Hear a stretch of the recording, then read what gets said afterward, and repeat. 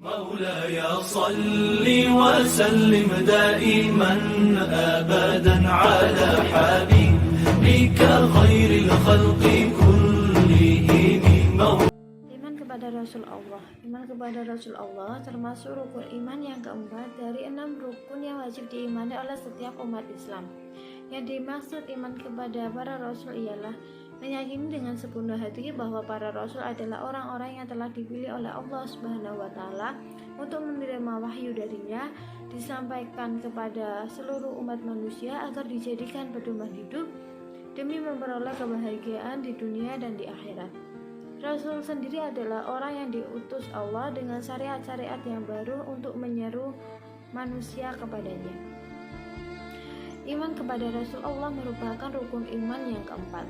Karena merupakan rukun iman yang keempat, bagi setiap muslim wajib untuk mengetahui dan mengimani 25 nabi dan rasul tersebut. Nabi sendiri adalah manusia terpilih untuk menerima wahyu dari Allah. Lantas, apa perbedaan nabi dan rasul?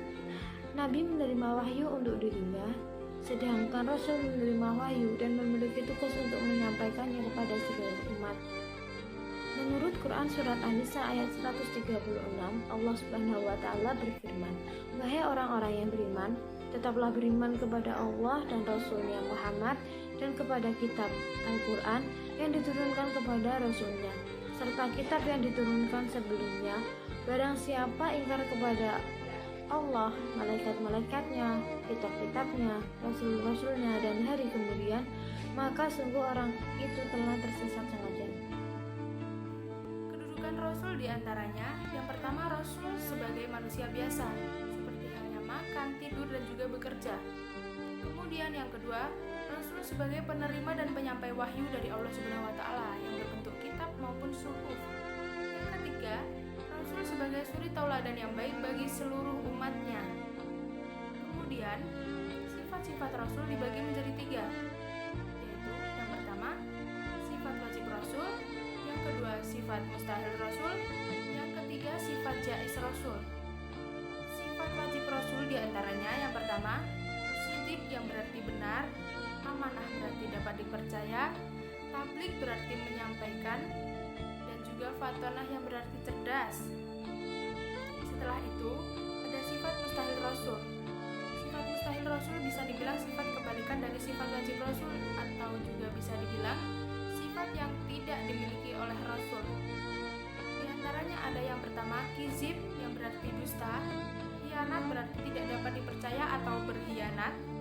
Yang ketiga ada kitman yang berarti menyembunyikan, dan juga ada baladah yang berarti bodoh. Kemudian sifat jaiz Rasul. Sifat jaiz Rasul berarti Rasul memiliki sifat seperti manusia, seperti yang sudah saya jelaskan tadi, seperti halnya makan, tidur, dan juga bekerja. Tugas Rasul yang utama yaitu menyampaikan wahyu yang diterima dari Allah Subhanahu wa Ta'ala kepada umatnya. Tugas Rasul yang lainnya, yang pertama mengajarkan akidah tauhid, yang kedua mengajarkan cara beribadah, ketiga menjelaskan hukum-hukum dan batasan-batasan kepada umatnya, keempat memberikan contoh perilaku yang baik dalam menghiasi diri dengan sifat-sifat yang baik. Kewajiban kita terhadap Rasul, terutama Nabi Muhammad SAW, yaitu yang pertama meyakini bahwa Rasul itu benar-benar ada dan merupakan utusan dari Allah Subhanahu wa Ta'ala. Kedua, menjalankan sunnah-sunnahnya. Ketiga, selalu bersolawat dan berharap mendapatkan syafaatnya di yaumil akhir kelak.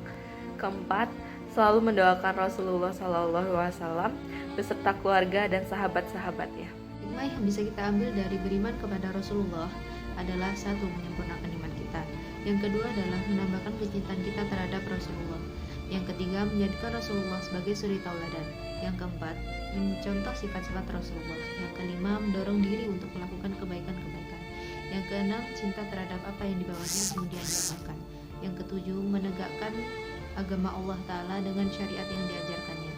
Yang kedelapan, menyadari bahwa hakikat dirinya adalah makhluk ciptaan Allah. Yang kesembilan, memiliki suri tauladan dalam hidup. Yang kesepuluh, menemukan rasa takut dengan mengambil pelajaran dari apa yang dialami oleh para manusia yang tidak mau mengikuti apa kata Rasul. Dengan begitu akan semakin berhati-hati lagi dalam bertindak dan mengikuti apa yang telah Allah perintahkan. manusia yang selalu tunduk dan patuh kepada Allah Subhanahu wa Ta'ala. مولاي صل وسلم دائما أبدا على حبيبك خير الخلق كلهم